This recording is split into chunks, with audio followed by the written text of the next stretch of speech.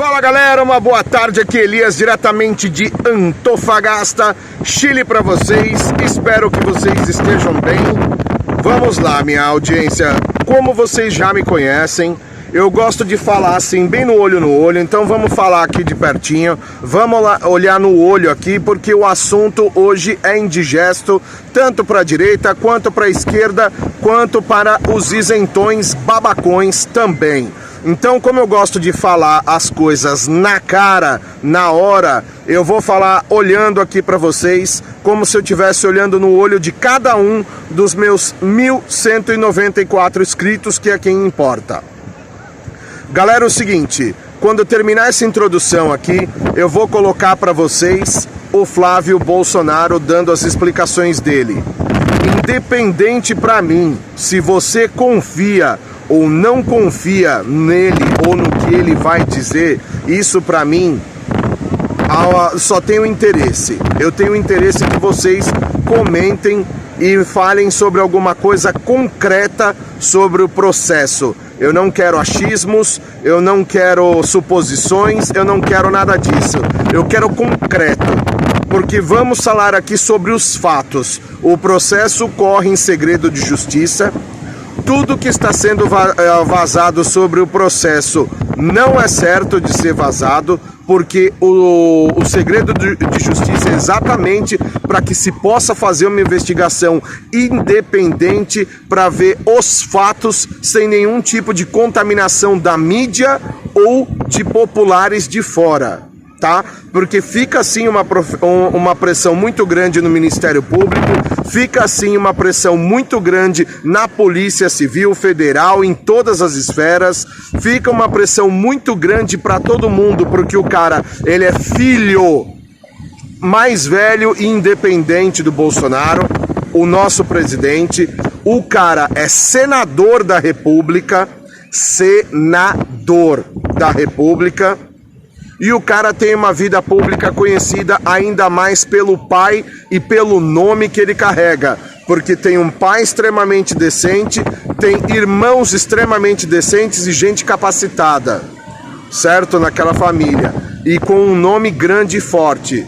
Então, até agora, tudo que nós já vimos, fomos babacão aí, o babacão, o Bostoura, o anãozinho, o merda, aquele lixo, aquele bostão, vomitando coisas aí que não tem nada a ver com a vida, porque ele não tem um compromisso com a verdade, ele tem um compromisso com ele mesmo, né? O Mr. Processinho, que vive processando os outros aí e falando que não processa ninguém, esse mentiroso babacão.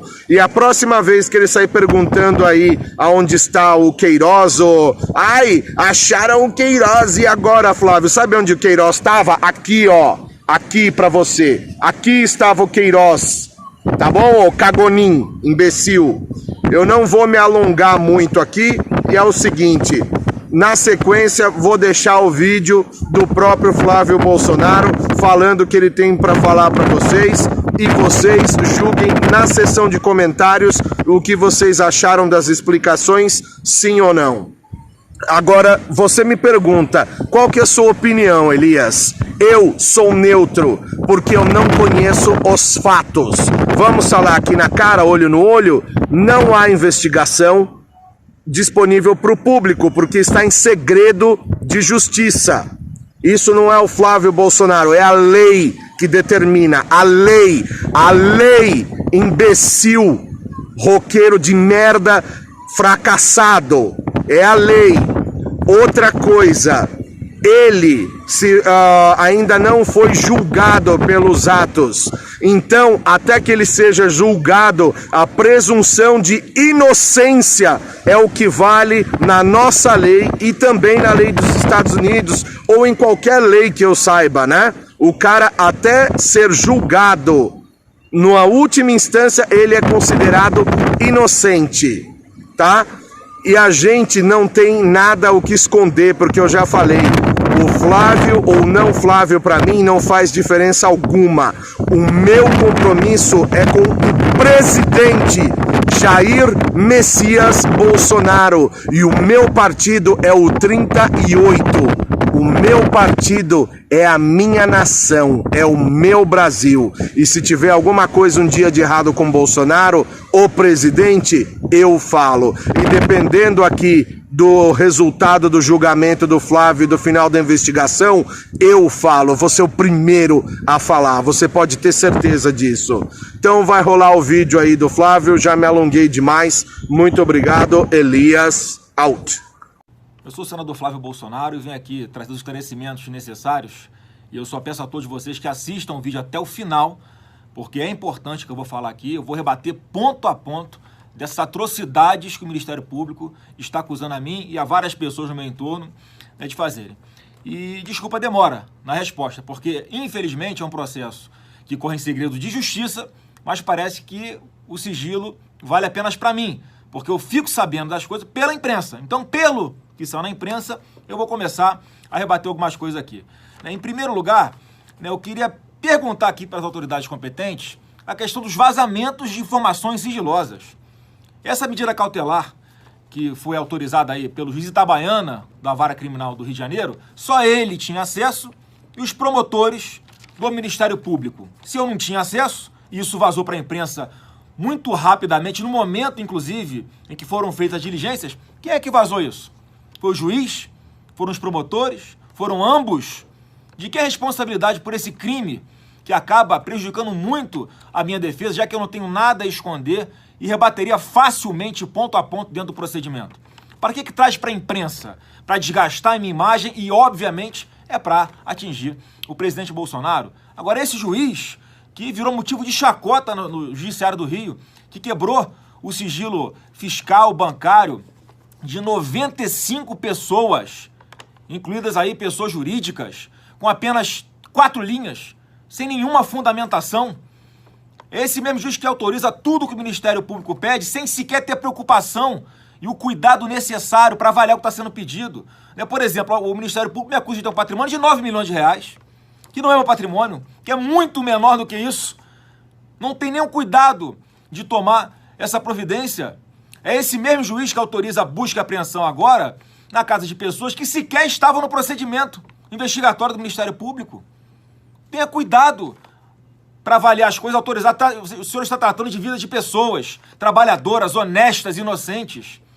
É esse mesmo juiz que, no meu ponto de vista, é incompetente para analisar o meu caso, já que eu era deputado estadual à época. Eu não estou aqui pedindo foro privilegiado nenhum, não. Até porque isso está fora da minha escolha. É o que diz a legislação. Não tinha que estar nada sendo feito por esse juiz, mas vamos tomar as providências. Agora, é importante um pequeno detalhe. Sabe aonde a filha desse juiz trabalha, a Natália Nicolau? Trabalha com o governador Wilson Witzel. Está lá até hoje. E olha, é uma boquinha que parece ser boa, o Ministério Público. Vocês podem investigar, porque inclusive eu ouço falar, não sei se é verdade, eu ouço falar que ela não aparece muito por lá, não. Tá? Então era bom vocês investigarem se não tem um funcionário fantasma dentro do gabinete do governador, que é filha desse juiz Flávio Itabaiana. Mas vamos passar aqui rapidamente para o ponto a ponto, pelo menos os 5 principais que eu vi que foram colocados aí na imprensa. Em primeiro lugar, com relação ao meu ex-assessor Queiroz. Hoje, a capa do Jornal o Globo é que ex-assessores de Flávio Bolsonaro depositaram 2 milhões na conta do Queiroz. Só que eles não explicam que isso era um período de 12 anos e que grande parte, a maioria esmagadora desses recursos, são oriundos, sabe de quem? Dos próprios parentes deles, que trabalhavam lá também. Ele já falou isso publicamente, que geria os recursos da família. E a família depositava o dinheiro na sua conta e ele fazia o que queria com o dinheiro. Eu não tenho nada a ver com isso. O que é que eu tenho a ver com o que a pessoa faz com seus recursos, do seu trabalho? Todos trabalhavam. Se deixa o salário todo na conta, se tira 100%, se tira 30%, não importa, eu não tenho nada a ver com isso. A pessoa faz o que quiser com o dinheiro que é dela. Então, não sejam tendenciosos. Vocês, mais uma vez, estão trazendo a público, expondo ao ridículo, ao absurdo, ao constrangimento, pessoas que são trabalhadoras e que estavam se explicando dentro do processo. Para quê ficar trazendo esse assunto à baila em público? Para dificultar a defesa deles? Para atingir o presidente Bolsonaro? O outro ponto, agora estão atacando a minha loja de chocolates dentro de um shopping, que foram compradas, obviamente, com recursos meus e da minha esposa. Tudo declarado em imposto de renda. Tudo informado à junta comercial.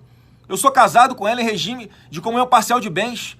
tudo que depois do casamento, que eu compro, que ela compra, os nossos bens, eles se comunicam. Não tem nenhum problema de ela pagar uma parte dessa loja que a gente comprou. Da mesma forma, meu sócio Alexandre, ele tem lá os comprovantes de que fez o pagamento direitinho para aquisição da loja. Para de ficar inventando uma narrativa absurda onde não existe. Aí outra acusação agora apesar de ser 50% para o Flávio e 50% para o sócio dele, o Flávio recebe muito mais dividendos de lucros do que o sócio. Mas é óbvio, alguém tem alguma dúvida que eu levo mais clientes para a loja do que ele? Não é obviamente natural que na hora de distribuição dos lucros eu tenho uma parte maior? Qual o problema nisso? Já estão me acusando de lavar dinheiro na loja? Isso é um absurdo, uma leviandade. Se eu quisesse lavar dinheiro, eu ia abrir uma franquia que tem um controle externo da franqueadora, que tem auditoria. Eu ia abrir uma outra atividade qualquer que não devesse satisfação para ninguém. E tudo declarado em imposto de renda. E se eu fosse vagabundo, quanto muitos pensam, você acha que eu ia estar preocupado em abrir uma franquiazinha? Em abrir um negócio particular fora do meu mandato? Se eu tivesse alguma sacanagem, eu não estava preocupado com isso. Dinheiro não seria problema para mim. Mas eu sempre fiz tudo direitinho, dentro da lei. Passei 16 anos como deputado estadual na Alerj. Nunca teve uma vírgula. É só após as eleições de 2018 é que começou o problema todo. Por que será? Qual é a coincidência? Qual o fato novo? Jair Bolsonaro ser eleito presidente do Brasil. Então não tem nada a esconder com relação à loja. Aí acusam, a loja recebeu, a loja fez recebeu muitos depósitos em dinheiro. É óbvio, energúmenos. É um comércio. As pessoas pagam em dinheiro também. E paga em dinheiro, a gente recebe na loja e depois deposita na conta da loja. Qual o problema? O que tem de ilegal nisso? Olha a narrativa absurda que estão construindo em torno disso, como se eu lavasse dinheiro lá. É igual estão fazendo agora, outro ponto também, que eu já passo aqui, outra sacanagem que estão fazendo com o Diego, que é um policial militar, amigo meu, e que em uma única ocasião na minha vida, se não me engano, foi porque o banco já tinha fechado, né, e eu não tinha aplicativo no telefone na época, eu pedi para ele pagar uma conta para mim, que era um boleto de uma parcela do apartamento que eu estava pagando. Ele pagou e depois eu reembolsei. Qual o problema nisso? E aí vão cruzar as informações dos depósitos bancários. Aí tem, como ele é um pequeno empresário, a principal renda dele não é a polícia militar, ele é um pequeno empresário bem sucedido, e ele comprava produtos na minha loja no final do ano para dar de presente para os seus clientes. Como ele tem uma empresa de vigilância em Copacabana, ele, no final do ano, comprava produtos na minha loja e entregava aos seus clientes, que eram síndicos dos prédios ali em Copacabana. O que é que tem de absurdo nisso? Para de ficar criando uma narrativa para que as pessoas possam, para dar a entender para as pessoas que há algo de ilegal nisso. Expliquei aqui em 30 segundos. Para que expor isso na imprensa, promotores e juiz Itabaiana? Faz o devido processo legal direitinho, com o nosso direito à defesa, fundamenta direito às suas decisões, não tem problema nenhum. Nunca reclamei de estar sendo investigado. Aliás, alguns falam, quem não deve não teme. Eu estou sendo investigado há 2 anos e não tem nada contra mim. E após mais de 1 ano de que tudo veio à baila, ele autoriza uma busca e apreensão de celulares, uma medida completamente inócua, exatamente para trazer o assunto à tona de novo. E justamente no momento, vocês vão se lembrar, em quem estava sob ataque era o governador do Rio de Janeiro, Wilson Witzel, que está sendo acusado de receber caixa 2 durante a sua campanha, que está sendo acusado de esquema de favorecer empresário amigo na Lotterge, de ser 300 e quantos milhões de reais. Aí no dia seguinte eles deflagram essa operação. Pode ter sido uma coincidência, Romeu. Vamos acreditar que foi uma coincidência. Outra coisa aqui que acusa a gente também é com relação aos parentes da ex-mulher do meu pai, que mora lá em Resende. E aí, nessa parte, o Ministério Público ele admite a parceria dele com o Jornal Globo. Ele traz para dentro do processo as reportagens como se isso fosse prova de alguma coisa. Ouviram o vizinho da irmã da minha ex-assessora, que disse que falou uma besteira lá, que ela não tem a menor ideia do que está falando. Aí bota no jornal e vira prova para o Ministério Público. Está nesse nível no Rio de Janeiro. Então são pessoas que trabalhavam lá em Resende. E obviamente, como fica uma distância longa do meu gabinete, que ficava ali no centro da cidade, no Rio de Janeiro, eles trabalhavam lá. Lá é uma base eleitoral nossa, em Resende. Todo político tem isso. Todo, sem exceção. Os assessores, né, que nós parlamentares temos, eles nem sempre ficam fisicamente dentro do gabinete. Eles podem trabalhar em outras cidades, em bases eleitorais que nós temos, e essas pessoas trabalhavam. Você que está me assistindo, que por acaso encontrou com a gente numa formatura lá em Resende, na Academia Militar das Agulhas Negras, vai se lembrar quantas vezes vocês não nos viram, por exemplo, inclusive eu, panfletando no sinal de trânsito na saída da formatura, junto com essas pessoas que estão sendo acusadas aqui de serem fantasmas, que trabalhavam, ralavam lá um sol de meio-dia e a gente distribuindo nosso informativo, prestando conta do nosso mandato. Essas pessoas entregavam cartas para os nossos cadastrados lá na cidade, em mãos, traziam demandas, defendiam o nosso mandato lá, pessoas trabalhadoras. E agora são colocadas aí por parte da imprensa pelo Ministério Público como criminosas. Isso é uma sacanagem sem tamanho. Tenham mais responsabilidade na hora de apontar o dedo para alguém. Vamos ver se eu não esqueci de nada aqui. A questão agora dos meus apartamentos também, né? Virou moda. Só porque eu consigo comprar um apartamento num preço bom, eu tô lavando dinheiro com imóveis agora. Bom, só para entender, para que todos entendam, são 2 kitnets que eu comprei de 29 metros quadrados, sem vaga na garagem, cacarecada, lá em Copacabana. Eu comprei de um grupo de investidores americanos que estavam saindo do Brasil. E eles me ofereceram os 2 imóveis do mesmo grupo. Eles me ofereceram 3 imóveis. Como eu não tinha dinheiro, eu comprei só 2. E é óbvio que eu consegui negociar um preço melhor, porque foram 2 imóveis do mesmo vendedor. E aí eu sou acusado de comprar os imóveis com valor 30% abaixo do valor de mercado à época. As pessoas, eles estavam saindo do Brasil, queriam se desfazer dos imóveis, eu tive a oportunidade de comprar, eu recolhi os impostos devidos sem problema nenhum, e agora eu sou, só porque numa relação de compra e venda, onde as partes acordaram o valor, eu não posso comprar mais barato? Eu tenho que comprar mais caro para não ter suspeita? Que loucura é essa? E tudo declarado no meu imposto de renda, impostos recolhidos, sem problema nenhum. Agora, é muito claro, né, para mim, que há uma perseguição absurda no Rio de Janeiro em cima de mim, porque querem me atingir para tentar atingir o presidente da República. Só um recado para vocês, não conseguirão, porque a gente não fez nada de errado, mais cedo ou mais tarde vai tudo ficar, obviamente, comprovado, e eu fiz questão de gravar esse vídeo para rebater ponto a ponto de cada acusação absurda que está sendo imputada a mim.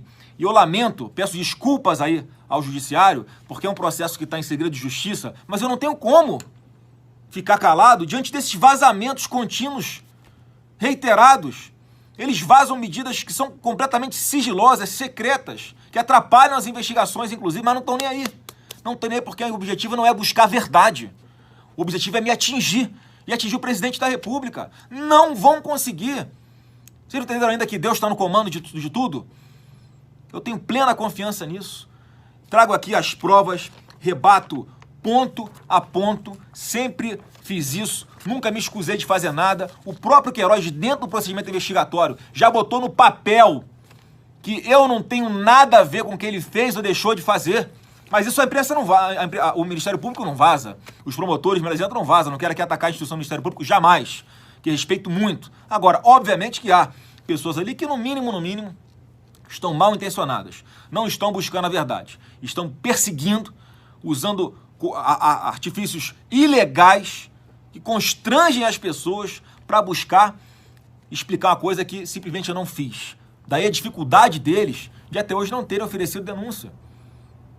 Se já tem tudo comprovado, já tem a convicção de que eu tenho algum problema, por que não denunciou ainda? Não denunciou porque não tem o que falar de mim. Não tem do que me acusar. Falo por mim aqui. Tenho a consciência tranquila, não tenho nada a esconder de ninguém. E a todos vocês, prestem sempre muita atenção na narrativa que está sendo construída. Há, sim, um conluio de várias pessoas poderosas para, dia sim, dia também, atacar o presidente da República, causar uma instabilidade e tentar tirá-lo na força. Só que, mais uma vez, ele não está lá por acaso. Deus quis que ele estivesse lá. Deus quis que eu estivesse aqui, defendendo o governo no Senado, fazendo um mandato de total apoio ao presidente e que me dá muito orgulho de estar aqui representando o presidente, o meu estado amado, Rio de Janeiro. Então, no momento, é o que eu tinha a dizer. Peço que compartilhe esse vídeo para que não pare na cabeça das pessoas nenhuma dúvida da minha correção, da minha idoneidade e do meu comprometimento com o meu trabalho, com o meu país e com a coisa sempre da forma correta. Um forte abraço a todos e fiquem com Deus.